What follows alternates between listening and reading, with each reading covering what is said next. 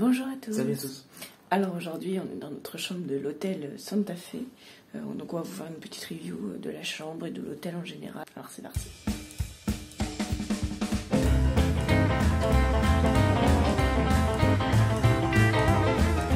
Donc voilà, en fait, l'hôtel est organisé selon différents bâtiments.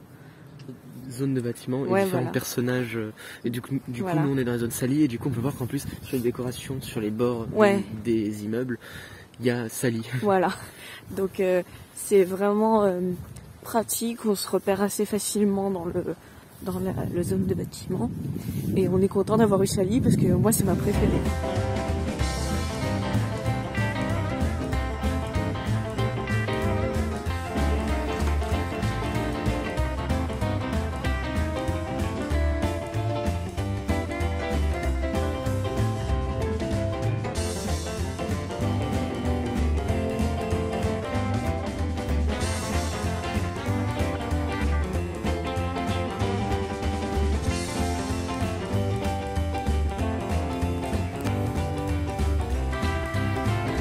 Super chambre.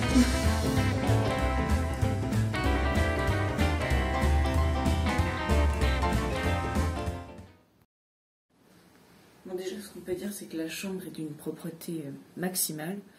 On est arrivé et c'était tout nickel. Alors là, vous la voyez parce que on a déjà occupé la chambre, donc elle est plus aussi propre qu'à notre arrivée. Et puis, surtout, il faut savoir que c'est l'hôtel le moins cher du resort. Mais normalement, c'est pas pour autant que ça va être moins bien entretenu, tout ça. Enfin, voilà, c'est très propre. On va vous montrer la salle de bain. Donc voilà, on a un coffre aussi. C'est thématisé, bien sûr. Voilà. Avec une baignoire. On a du gel douche et des shampoings Fresh McQueen. On a aussi le savon qu'on a utilisé. Voilà, niveau propreté, le seul truc que j'aurais à dire, c'est les toilettes, c'était pas nickel, mais c'était vraiment rien. Et puis voilà. On a aussi 4 serviettes. Mais voilà, on a vraiment tout ce qu'il faut. Alors en plus, ce qu'il faut savoir, c'est que quand on séjourne dans un hôtel avec le Magic Pass qui sert justement à allumer la chambre, mais surtout à rentrer dans le parc, à récupérer nos petits-déj, le repas, tout ça, si c'est compris dedans. Voilà, nous sert, si on séjourne dans un hôtel à Disney,